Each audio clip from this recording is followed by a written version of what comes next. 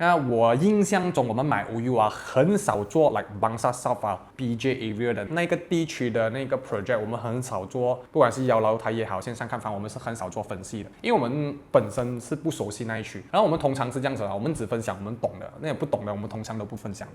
那之前我们做的方向呢，主要是 Cheras 那一区啦。Bukit Jalil 区啊、马路瑞啊、KLCC 为主。那今天呢，也是终于 venture 来到 Bangsar South 这个 area 啦。那带来的第一个项目呢，就是 River Park。OK， 那我们事不宜迟，马上开始好不好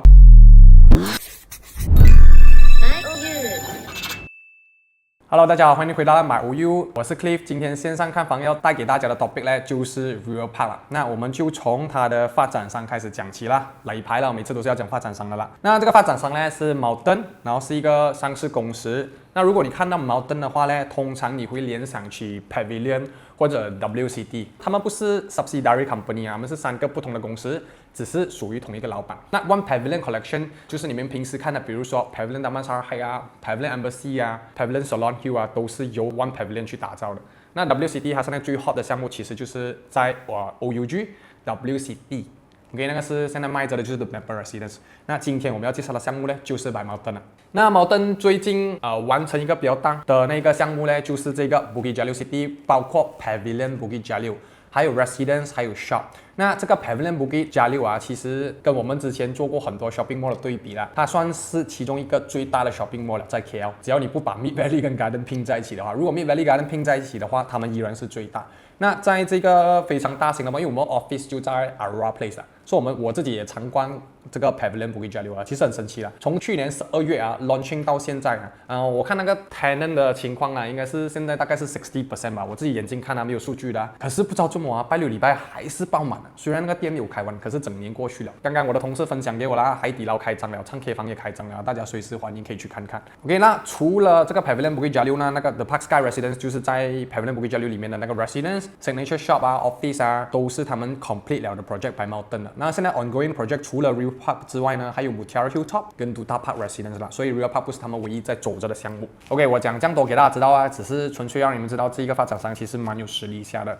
那包括现在最旺的几个 shopping mall 都是他们建的是非常不错。除了发展商本身啊，它的 architect 呢也是非常出名的。architect 就是 concept 了。那 concept 呢是一个非常有 concept 的公司啦。它有建过，比如说 Pavilion Embassy 啊 ，The Park Bukit Jalil 都是他们负责的项目来的。这个 The Park 啊，跟我们的那个 River Park 的那个facade，就是 The Park Sky 跟 River Park 的 facade， 我不能讲是一模一样啊，我只能讲是完全没有分别的啊，因为他们都是出自同一双手的，就是这个 concept 这个公司的。OK， 所以你们可以看一下它的 facade 啊 ，even 它的 logo 啊，它的 font 啊，我相信都是一样的。那除了 residence 呢，他们也是 architect， 也是这个承包了 Pavilion Damansara Heights 这个项目啦，还有 Pavilion Bukit Jalil。那除了 residence 呢，他们也是有做 shopping malls 的。OK， 讲完发展商的话，就讲 location。地点是我觉得这个项目啦，其中一个最大的卖点啊，因为我觉得它 location 真的是不错。那先看这一张图啊。我一个一个跟大家解释啊，先看这个蓝色这个吧，这一区呢就是整个 Mid Valley City， 就是 Mid Valley Mall 啊、Garden 啊、那 Office Tower， 还有 KL Eco City 就在这里了。橙色这个呢是 Bangsar South，OK， 就是很多 Office Area， 很多 Office Tower， 还有 Residence， 还有 Mall 的那个成熟的一个 Township Area 就在这里。然后你看到我画的3种不同颜色的线啊，就是比较你懂的道路啦，比如说 Oakland Road，OK，Federal Highway， 还有 MP。那 River Park 就位于这一个 location 上 ，OK， 所以它是非常靠近 Bangsar South 跟 Mid Valley 的。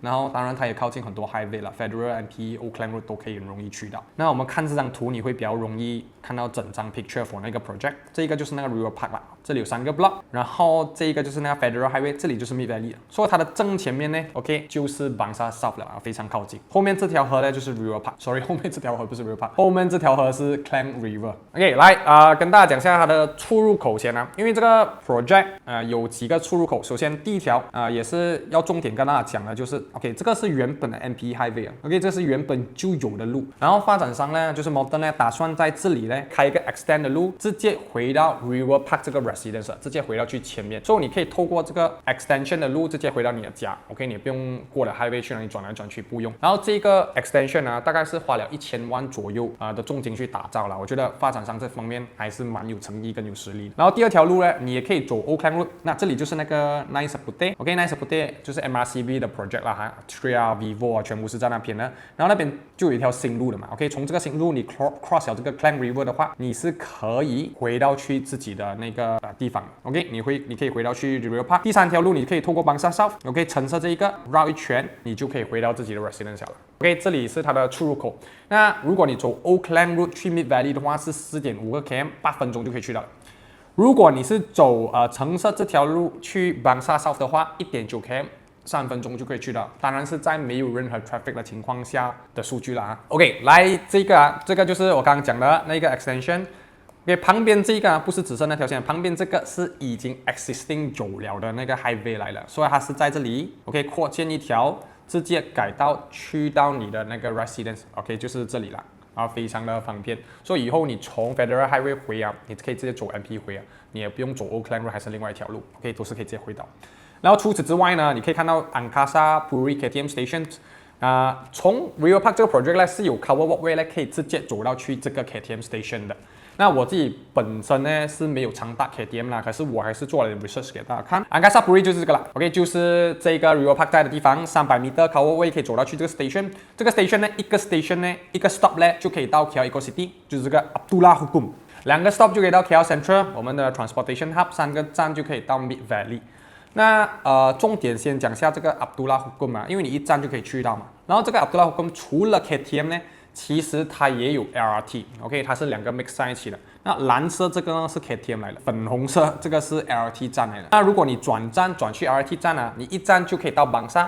你往下一站就可以到Bangsar South，然后你5站就可以到 Dang Wangi，OK 靠近 KL Tower 那个区，然后7个站呢，你就可以到 KLCC area 了我自己觉得也还不错，OK 蛮方便下的。那虽然我自己本身没有常搭 KTM 啦，可是有总好过没有，加上它是靠近 KL Central、Mid Valley 这些重要的站，也不会很远吧了。OK， 然后这个 show 你的呢，重点是看这个黑色圈圈呢。OK， 重点是看这个黑色圈圈。OK， 这个是我们新的 MRT Line 3， 叫做 Circle Line。OK， 这个黑色这条。那为什么我讲呢？你可以看到啊。OK， 我放大，你们看下面这一 part 啊，我放大给你们看啊。下面这一 part 呢，你可以看到 Abdullah Hukum 啦，你可以看到 Angkasa Puri 啦，这个是那个 KTM 红线来的，这个是 KTM。OK， 然后你看到黑线这里啊，30号啊，这里Pantai Dalam 呢，它会是有一个 stations 的。那Pantai Dalam 就是我们 project 在的地方啦。当然，你问我现在这个 project 在哪里啊？I mean 这个 station 在哪里啊？我是不太确定的。以后 confirm 了的话，再跟大家分享。OK， 可是我们的 project 也是靠近这个 MRT Line 3的。OK， 这里就做个简单的 amenity 图给大家看一下，你们可以大概看去一些 major 的地方啊，大概距离多远啊？那比如说，如果你要去 Nexus Bangsar South 啊，就是 The Sphere 啊，那个 VE 啊那一个区的话，其实也是蛮靠近的，2.2个 km 不了。如果没有塞车的话，5分钟你就可以去到了的。OK， 然后当然还有 KL Gateway、KL Eco City、Mid Valley 很靠近很多 shopping mall 啦。然后这个 transportation， for now future MRT Line 3呢，我不确定多远，我只能暂时放着一个1 km 先。可是这个数据是不准确的。OK， 先跟大家讲一下先。OK， 我继续再跟大家深入点去讲一下它的地点啦。因为我们刚刚讲到我们靠近 Mid Valley、KL Eco City 还有Bangsar South 嘛，先讲一下 KL Eco City 啊。OK， 当然这里很多字啦啊，我先重点讲一下。当然它是 built by SP Setia 的，也是 leasehold。最重要是这个 KL Eco City 有很多 office tower。office tower 的那个 office space 呢是300万 square feet 的 office space 是在这个 KL Eco City 的，我自己觉得是蛮多了的啦。那可是那边的 residential unit 呢是1036间。OK， 大家可以稍微记一下这个数据。我继续讲先啊，我再回来。除了那个 KL Eco City， 我们讲下 Bangsar South。Bangsar South 呢也是有很多 office building， 当然也是有很多 residential。这里的 residential 加起来大概有7000多间啊，可是多数呢都是 commercial title under HDA 的。那这里的 commercial 呢大概是500万 square feet，OK， 比 KL Eco City 更多。那这里的 office building 其实更多。OK， 最后就是讲 Mid Valley 了。那 Mid Valley 的话，它的 commercial office space 啊大概有450万。那众所周知 Mid Valley 啊，整个 mall 啊，整个 area 其实有一部分呢是靠那边的 shopping 啊，那边的 employee 啊撑起来的整个 Mid Valley 的运转。所以那边当然也是有很多 office tower， 然后那边 residential 呢比较偏少啦，有 Garden Residence 跟 North Point Residence 加起来大概才400多间啊，其实真的是不多的。OK， 讲了这样多啊，直接给大家看 summary， 看不懂没有关系，我们直接看 summary summary 就是我要先跟大家讲一下这个 River Park 这个项目在的那个 location 到底有什么优势跟机会啊。我们直接看一下 ，OK，Mid Valley City、Bangsar South、KL Eco City。developer 有 IGB Berhad 啦，有 OASP Setia 啊，都是大公司啊。那我们这里的 office space 刚刚我讲了的，我 list down 出来一个 total number 给大家，然后它总共会有的员工。那我们这里 assume 啊，大概100万 square feet 呢，大概都会有10,000个 workers 的。然后我有跟那边资深的同事啊，我没有在那一个区啊做过一些市场分析啦，了解到了100万 square feet 呢，大概有10,000个员工。然后那边的那个 occupancy rate for 那些 office 啊，都是80或者90% 以上的，就是他们是长期保持租满的情况下。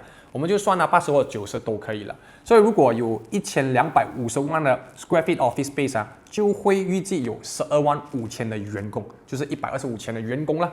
我们拿80% 的 occupancy rate 就好了。那边长期会保有100千的员工，可是那边的 residence unit 呢，加起来就有9126。那我自己个人觉得这样子的比例呢，10比不到1了，是蛮健康的。所以这个也是为什么 Rio Park 这个项目啊，建在这个地方呢，能够为它带来的优势啊，我们是这样子想的。OK，for 这个 Bangsar South Area， 那其实是有很多大型的那个公司啊，或者很多大的名字在里面，然后最出名的就是阿里巴巴。可是先给大家讲一下，那天我也是有问一下啦，因为我经过那 Corporate Tower 2，我没有记错的话。在 Bangsar South 的那边就有阿里巴巴的 logo 嘛，我就好奇去问一下咯。那阿里巴巴是租整栋还是什么？我第一个反应是叫阿里巴巴大公司嘛。那其实没有错的话，他们是租1层还是2层罢了的。可是因为他们的名字太大了，所以 allow 他们放那个 logo 上去啊。对，这也只是稍微跟大家分享一下啊，名字是很重要的。然后他选购的公司啊 ，Fave 啊，当然还有很多很出名的公司，我没有办法把所有 logo 放在一起，只是给大家知道下那边的那个 area 其实真的是很 mature 的。那为这些 office，I mean 为 Mid Valley 啊、Bangsar South 啊，还有那个KL City 啊，带来这么多那些 office 资源啦，其实跟一个政策有关系的，就是 MSC。那有 MSC status 的 office 呢，其实都可以拿到免税政策的，that's why 他们比较容易吸引这种 multinational company。OK， 那听说那个 Bangsar South 的10年的那个 MSC status 是 expired 了的，可是so far呢，他们还是有的，因为也没有讲 renew 还是 expired， 所以其实他们现在还是有的状态的。好啊，这稍微跟大家分享一下。OK， 讲完 location， 讲完 developer， 终于来到这里啦，跟大家分享一下它的产品。那它的产品啊，你要注意的几个点啊，哈，这类数据我都列出来，你们可以看。要注意的点是它 land title 呢不是 commercial， 没有 under HDA， 它是直接 pure residential 的，所以你的水费、电费都会比较便宜的。OK， 然后它是 leasehold， 它 total unit 1332间，它 land size 是5.1个 acres， 就是它1个 acres 大概200多间。那我觉得这个比例也是 OK 的，比起很多项目，我觉得它是属于 low OK，maintenance fee 35 cent per square feet， 你给他看买它的 facility， 你才跟我分享它到底贵不贵啊？那 pricing 呢，最便宜那个是从600千起的。OK， 这个是它的整个 skill model， 大家可以看一下啦。这里我特别注明 ，OK， 它的 brick tank level， 所以如果你不想要靠近 brick tank 的话呢，你可以尽量避开这些楼层啊。But 其实 brick tank 不会对很多 unit 造成很大伤害了啊。可是如果你不喜欢，没有关系，你避开就好了。那我们有这里 ground floor，OK， 这里就是guardhouse 的地方，然后这里也是有公园的，等下 show 给大家。9楼是 facility，1到8层呢是 podium car park， 那它其实是有2个 car park ramp 的 ，OK， 在 Tower A 这里跟 Tower C 这里，所以你可以在这里上 car park 或者上这里上 car park 都是可以的，所以你不用担心那个出口还是入口太小，还是太多车辆出会导致塞车。那这里其实已经处理好了。那最高呢，其实 Tower A 跟 C 呢是46楼，Tower B 是47楼，那基本上没有差别，只是多了1层罢了。OK， 所以442跟452间 ，OK。那你有没有看那个发萨啊？注意一下，你看 Rio Park， 我相信那个 font 都一样的，跟 The Park Sky 真的是对我来讲是没有什么不同的，连那个 building 的 design 都非常的像果然是出自同一个公司啊。OK， 这里要跟大家分享一下，因为刚刚我介绍到它的一个 access 嘛，那一个 access 是直接直通 Oakland Road 的。那 Oakland Road 你要去那个 access 的话，这里会有一个 boom gate， 这个 boom gate 只是有 access card 的 residents 可以过不了。所以当然转进来，因为这里有个小绕包，转进来的人讲真的啦，基本上只有 residents 会转进来了，因为对于外面 outsider 来讲进来这里是死路来的，因为他也进不到左边的那个 boom gate 去 car park， 他也去不到右边的 boom gate 去 Oakland 都不能。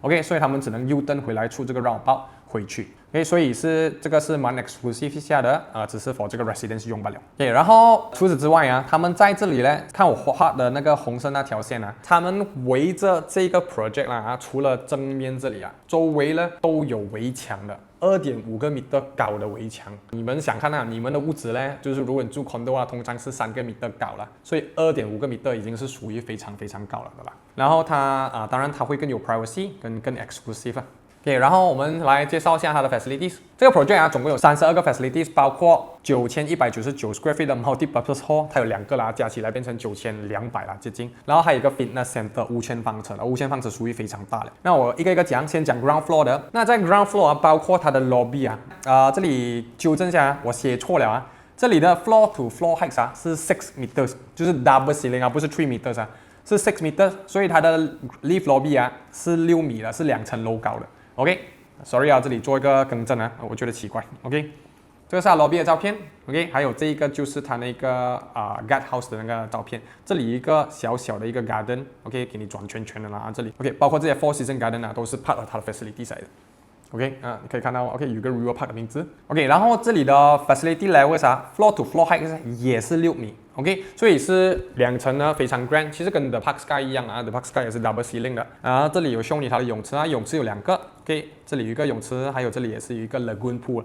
那这个 lagoon pool 啊，如果喜欢风水的话呢，因为我也不太熟悉风水啦，据说呢这个是跟着前面那个 Klang River 呢去 build 的 ，Klang River 水往财嘛，让 Klang River 的财啊可以流进来这个 residence 啊，据说是这样子啦，喜欢风水朋友啊可以去看看啊。OK， 来除了刚刚那些泳池还是什么，还有几个特别的跟大家介绍一下，就是 OK 它有一个5000 square feet 的 fitness center， 你可以看一下照片，蛮美的。那这些 fitness center 你也可以，比如说外面有 personal trainer 啊，你也可以带过来这里去做健身啊，邀请他们过来这里都是可以的。当然 personal trainer 要自己请啦，因为5000方尺真的是很大很大了吧。OK， 然后它这里也是有 co-working space 跟 reading area， 因为我觉得现在越来越多 facilities 啦，越来越多 project facilities 是 include 了 co-working space， 当然还有 reading area， 因为越来越年轻化，很多年轻人呢都喜欢去一些 co-working space 做工啊，我是觉得是符合那个市场趋势的。OK， 然后 maintenance fees35 cents per square feet， 然后每一个 layout 的那个 maintenance fees amount 呢，我都 list down 出来了。我自己个人觉得，当然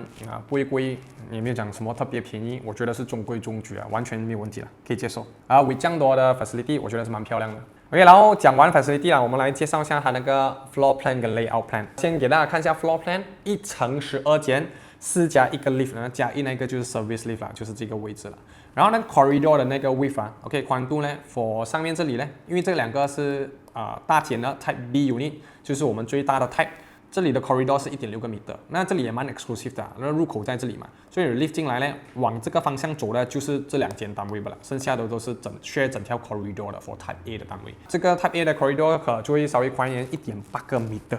那一层12间5加 lift， 我是属于 low dense， 我是觉得完全没有问题的。上来讲一下它的 layout 啊 ，for 它的那个 layout 呢，我们上来有的就是2房跟3房了，2房2侧或者3房，非常容易。那 Type A1、A2 跟 A2、A3 的分别呢，就是一个有 balcony， 一个没有 balcony。那要跟大家知道是 car park 呢，每个单位不管你是买哪个大小，都是2个停车位，而且不是所谓的 tandem， 它是 side by side 的，或者2个 individual car park， 就是无论是前后，就是2边都是可以出的啊，我觉得是非常方便。这个是它的 price from 它的 starting price， 还有它的 per square feet， 然后一样啊，这里的那个 ground floor to floor height 啊，只要从10楼开始的 residence 啊，它的 floor to floor height 啊是3.15米的 ，OK， 这一个你们就 ignore 啊，这个写错了。不好意思啊，这个写错了。OK， 来到一个一个介绍的 layout 啊。首先，这个是 Type A1、A2 812 square feet 的。先跟大家讲一下，怕你们误会啊。首先，这一个方向呢，它不是 balcony 来的，它就是 aircon ledge 在这个位置，所以它没有 balcony 的 for 这个单位。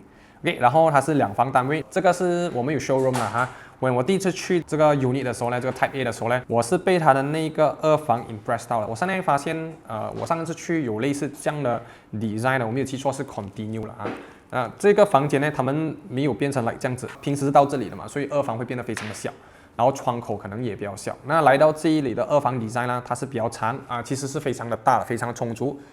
窗口有2边，那阳光也可以，自然阳光也非常的充足。我觉得它的2房是做得很美的。那剩下呢都是非常 common 跟外面的 layout 其实也没有很大分别。OK， 然后 A3S 呢，就是比起812 square feet 呢，它最大分别就是它有了这个 balcony 了。那喜欢 balcony 的人呢，就可以拿这个 type 咯。那这个是2房了。那我自己个人觉得呢 ，balcony 小没有关系。可是不能没有了，我是一定要 balcony 如果是我买的话。那这里的 S&P price 是684千，然后不管你买哪个单位它都是给 partial furnish， 就是 aircon kitchen cabin cooker hood and hob、instant water heater、2-in-1 washer dryer、digital lock set 这些是有给了的。OK，provided by developers。那 for Type A3S 它的 monthly installment 呢，90% loan， 3.8% 的 interest rate，35年是2652。回来这个 A1、A2 那它的 monthly installment 呢是90%， 3.8% 的 interest，35年是2326，所以基本上是相差差不多300块不了相差不远。那300块的 monthly installment 的分别，值不值得去换一个有 balcony 的单位呢？我就把这个问题抛回给大家了。OK， 然后介绍最后一个 layout 就是我们最大 layout 1180方尺，3房也是唯一的3房 layout 啦，也是2个停车位。那 S&P starting price 是909千。那如果你是拿这一间的话，monthly installment 就有分别了，大概是3500块左右。那这个 layout 其实也蛮美的，等下我再跟大家详细的分析啊。先给大家看一下一些基本的 information 先。By the way， 我们 for 我们的 showroom 呢，还有我们那些 view 啦，我们是有 virtual tour 的。如果你要拿到 link 呢，你就 PM 我们，或者直接 WhatsApp 我们就把它 send 给你啊，就这样简单。然后 floor to floor heights for 每一个单位从10楼开始的全部 residence unit 呢，都是3.15个 meter 的，是靠近10.5 feet 的。那比平时的3个 meter 呢，我们 normal condo 的 standard 3个 meter 呢，是来的高的。OK， 所以我觉得也让到它整体啦，它的 living area 不管是 Type A 还是 Type B 啊，它的 living area 是多过10尺的。So 加上它的 height ceiling 呢，其实用到整个单位呢，看起来比较大气、比较宽、比较舒服。欢迎你们来我们的 showroom 去看看啦。OK， 然后这个就是我们 partial finish 有给的 items 所有给的那个 brand 啊，这里已经写了的，either Alba, Electrolux, Adam 或者 Daikin or equivalent 或者相同价值的品牌啊，一定是这样子的。为什么？因为我们不太懂哪一个公司的品牌可不可以撑到它建好的那一年去跟他拿货嘛？万一不能嘞，然后有些 client 又硬要 Daikin 的，那怎么办啊？所以我们这里是有写那个 brand， 还有或者相同价值的，给大家知道一下。先那做一个简单的分析那个 layout 啊，那刚刚有讲到啦，这个是 Type A1A2 812 square feet， 这个是 A3A4，sorry 我写错字啊，这个是 A3A4 861 square feet。那唯一的分别其实就是那个 balcony 基本上其他都是没有什么分别的，就是你可以300多块或者80千的分别去看你要不要那个 balcony 哦。还有不管哪个 layout 啊，大小啊，每一间单位的那个窗口呢，没有所谓的向着空景的 ，OK， 都是向着外面的，所以自然阳光是比较充足的啊。我觉得这个 design 蛮不错的啊。然后最后介绍这个1180 square feet 啊，它是我们唯一的3房单位。然后我觉得在1180 square feet 这个尺寸里面呢，它算是做到比较完整的 layout 来的，因为它有 yard 有 balcony 还有 white kitchen。那通常有 yard 你没有给 balcony 的嘛？那通常1180给到 white kitchen 很少有，所以如果你又喜欢 white kitchen， 然后你要3房，你又喜欢有 balcony 有 yard 的话，那我觉得这一个算是非常完整的户型啊，非常适合你。OK， 你看它 even 它这个是 master room，OK， 有窗口向外面 ，bedroom 2有窗口向外面，当然厅有 balcony 也是窗口向外面。even 来到 bedroom 3啊，因为它是打横的这种造型啊，对我来讲是蛮宽阔的，然后加上它这里有一个 L-shape window，OK， 就算住在3房的人呢，也会非常舒服。我觉得 layout 本身呢，设计出来呢是出色的，是有优势的。那讲完我们自己的产品啦，先跟大家分析一下，那有什么竞争对手 for 这个 River Park。那这里有一个大张的一个图，这一个是我们拿来 compare 的一些 project 啦，我们做的 research 啦。然后一样啦，你看我们做这样的 research 呢，通常都会花很多时间的，所以如果你喜欢我们做的 research，请点赞，然后 subscribe， 然后share给更多的朋友啊，给我们更多动力，继续把这种东西做下去啊！谢谢大家。然后我们拿比如说 Laura Residences 啊，然后 Estate 啦 ，OK，VR Residence 是 KL Eco-City 的 ，Cubic Botanical、Nest Tree、Setia Sky、Supute。当然，每一个 project 的那些最基本的资料呢，我们都写在里面了。然后我们也是有做简单的分析，把我们认为个人认为。每个 project 的 pro and cons 好处跟坏处呢，我们都写下来了。OK， 所以欢迎大家去参考。如果你看了，你有什么想要加的，欢迎在我们的下面 comment 给我们知道。OK， 然后这里要讲的是它的 per square feet for River Park compared to 附近的这些项目呢，除了Nest Tree 啦 ，River Park 呢跟 Cubic 呢是最便宜的它的 per square feet。OK， 当然比起那些在Bangsar South KL Eco-City 的那些项目，它来的便宜很多了哈。OK， 还有一个点就是River Park 的那个 land size 呢，5.1个 acres 呢是最大的，比起其他项目，OK， 这里有2.1、3.2 ，approximate 1个 acres，OK， 其实 River Park 的5.1个 acres 呢是属于大的，所以你问我1300多间呢，我是觉得 low dense，OK， 然后做附近的 project 的2房，如果你有兴趣在这个 area 找2房单位的话，你可以 compare 的项目就是 Laura Residences、Estate 跟 Via。River Park 的812 square feet 的那个 price per square feet for 2房里面呢，它是最便宜的，因为只是738罢了。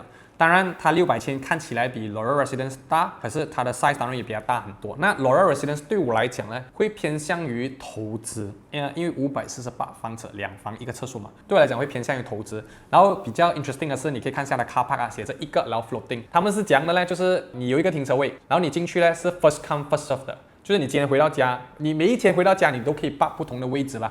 First come first serve， 当然你要靠近 lift 的话，你要早点回家了。OK， 然后 Estate Via 更加不用讲了，在 KL Eco-City 里面，它卖你1588 per square feet， 几乎是 River Park 的2倍了啊！你可以买2间的在 River Park， 可以做个简单的 comparison。然后就是3房的 River Park， 它们有900多 square feet 3房单位，你看它从800就跳去1180，所以如果你要3房180 square feet 呢，它就是3房2侧，然后 SBA price 是909千 per square feet 是770 per square feet。那它可以比较了 cubic，OK，cubic 我们拿2+1来比，然后 Next Tree 的1050 square feet 我们拿3方来比。当然 Next Tree 基本上是差不多卖完了的。我自己个人觉得，比起它的一些competitors，like River Park 是更加适合拿来自住的。尤其是这个1180 square feet 的单位。OK， 来啊，也给大家知道一下，我做了一点 research on Bangsar South。OK， 这个是 up to date， 今天下午。OK，up to date 今天下午的一些 research。今天是几号？今天是24号。然后每一个 Northam 的2房，或者是 Northam Southview、KL Gateway 的2房，还有3房的那个 renter 啊，都是 based on fully finished state 在这里的。OK， 全部都是 fully finished 的单位的价钱，所以你们可以看一下。even 我拿比较便宜的 Southview 呢，2房2侧呢已经去到2400、2800块了。然后如果是3房，当然它也是比较接近 River Park 的3房的 size， 我才拿来放在这里跟大家做比较啦，都可以去到3200、3300，甚至 Northam 是可以去到4200到5500的。所以你可以回想起我们 River Park for Type A 也好 ，Type B 也好，他们的 monthly installment， 再回来看 surrounding renter， 你就可以去 estimate 它那个 ROI 大概是多少了。OK， 这里是一些 research 给大家。OK， 我讲了很多关于 River Park 的东西都是好的。那为了避免不要给人家讲喂，你们每天讲好的，所以这次我跟大家分享一下。其实不是这次了，我们每次都有分享的。那我这次特别把一个标题放在这里。如果你买 River Park， 你要注意的地方是哪里 ？OK， 所以不要再讲我了啊。OK， 第一个东西要跟大家知道是 River Park 是这里旁边的哈。OK， 这个，那这里是有 high tension cable 的。OK， 先跟大家知道一下。我先声明啊，我先要讲一个重点 ，high tension cable 呢 ，based on 很多人过去的认知呢，它是有害的。那我当然啦，每个人都害怕，可是很多人害怕都是源自于你不了解嘛。可是我们做了很多 research 呢，这里跟大家分享一下 ，high tension cable 呢，它是没有辐射的。OK，high tension cable 是没有辐射。High tension cable 它产生的另外一种呢，不是辐射，那个叫电磁流。那 based on 世界卫生组织啊 WHO 啊，电磁流啊超过4000啊，那就会对人产生造成伤害，超过4000。那给你知道一下，如果你距离这个 high tension cable 超过20米啦，它的那个数据呢，大概是10到20罢了。因为10到20是什么概念啊？你在家放一个微波炉，你定热东西啦，你靠近那个微波炉，那大概就是20。因为要超过4000才有害。刚刚讲的是20米的嘛，就数据就10到20嘛。这个 high tension cable 啊，距离我们的这个 River Park 啊最靠近的 Tower A 啊，是大概有50个米的。OK， 所以基本上是你可以忽略不计啦。这样要不然的话，每天在这个 KTM Station 做工的人不是很短命咯。OK， 讲是这样讲啦，我的意思。OK， 只是跟大家分享一下我们对于 High Tension Cable 的研究。如果有兴趣的话，我们也可以把那个研究那个来源啊、那个 link 啊跟大家分享啦。OK， 这个是第一个。第二个是在这个块地呢，其实除了 River Park 呢，也会有另外一个项目叫 Rio。OK，Rio 也是所谓的 Rumah Wave 啦哈，它也是 built by Morton 的。OK， 因为现在这个 Rumah Wave 很多发展商在政府都是规定嘛，从以前都有了，政府都规定你在这个区起多少间单位的话，你就要去建特定数目的那个 affordable house。OK， 就是 Rumah Wave 去 balance 回那个 market 其实这个是好事来的，跟好像我刚刚讲的这样咯，你可以 balance 回市场上有的单位，那也可以让不只是买得起 River Park 的人可以 enjoy Morton 的产品嘛，可能比较便宜的屋子可是 below 比如说 B40 的人也可以去 enjoy Morton 的 product 嘛，我觉得是 OK 的。这样当然有些发展商呢，可能就不会选择去建，那有什么 solution 呢？你不要建的话，可能就是给更高的 tax 或者你要给本拿地咯。那有些发展商会选择去往这个啦，可是我觉得到最后他给本拿地也好，他给更多 tax 也好，他的 costing 增加，可能都会转嫁给消费者。而且现在很多项目其实旁边都是有一个Rumah Wave 的，我觉得是 OK affordable house。比如说 Exim 的 project 那个叫什么？Exim Project Nidos， 它隔壁也是一个 Rumah Wave， 也是完全没有影响，完全没有问题。OK， 还有这里啦 ，River Park 的隔壁呢，你可以看到这两个我们所谓的 PPR，OK 彩虹屋。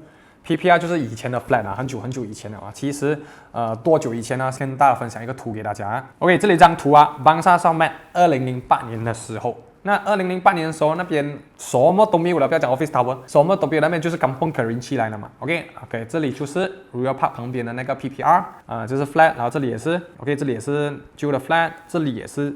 OK， 这里整个区都是旧的 flat， 所以其实他们早在20年前就有了，他们本来都在那边的，可是也完全没有影响到Bangsar South整个的发展OK， 这里整片现在都是那 office building， 这一些 PPR 这些 flat 依然还在那边所以我觉得是没有什么太大影响的。even 今天你从这里出去，OK， 你从这里出去，你要回Bangsar South，这整条街啦 ，OK， 你都会看到那些所谓的 flat 可是我觉得是 OK 啦，没有什么太大问题。当然，如果有些不喜欢的话，这个就是你要注意的咯。先给你看现在你看它还是发展到非常的迅速。然后那些旧的 flat 其实依然还在这些地方。如果你从这条路回来，你就会经过 OK 我们照片所显示的。其实我的 partner Mark 呢，他拿了一个360 camera 呢绕了几圈啊，就是为了拍一些视频啊，放一些照片给大家看它的入口到底是怎样。当然你可以选择用这个 MPE 扩建的 highway 啊，直接回到你的家 ，OK 那个是最方便的，非常舒服的。当然如果没有的话，你从这里回来，你要经过的就是这里，那这里就是那个所谓的彩虹屋了。对于我来讲 ，OK 你们可能看到会比较窄还是什么啦，在那个 project 的前面啊，以后整条路啊都会被摩登这个发展商去美化的。包括它会在那边建一个小型的 roundabout， 去让整个 traffic 更加顺畅。所以当然外面这些啊，我们是改变不了的东西啊，它就是在那边的。路是有点窄啦，可是我觉得是 OK， 我是可以接受的啦，是 up to 你们。当然，而且我们去走的时候啊，这里还好，开始进入比较窄的地方啊，去到我们的 project site 啦，开车啦是少过30秒的。就你看你自己要不要忍受这个30秒咯，去 enjoy 到这个比较便宜的 residential product 啊，是 up to 你自己啦。OK， 讲了这么多，最后跟大家做一个简单的总结，终于来到 conclusion 了啊。那总结就是，第一，它是一个brand developer， 还有它有出名的 architect 就是 modern， 还有那个 concept 啦，然后它有靠位到 KTM， 价钱非常适合，非常公道，比起周围的项目，价钱是有优势的。然后是唯一一个在周围啊，唯一一个 Next Street 也是啊，是 residential title 的 project。水电费也会比较便宜非常适合自己住。然后当然它有一个用了1000万打造的新的 access from MPE highway 了直接到你的 residence。然后你要注意的就是我刚刚已经 cover 了的 high tension cable、real 跟 PPR， 这里我就不重复了。OK， 所以如果没有问题的话，我们今天的线上看房就在这里结束。如果你喜欢这个项目，欢迎直接 WhatsApp 我们。然后如果你喜欢我们频道，喜欢我们做的 research，记得按 like、subscribe、share 给更多朋友，我们是可以给到我们更多的动力去做更多 research 给大家啦。今天的影片到这里结束，谢谢大家的时间，我们下一个影片再见，拜拜。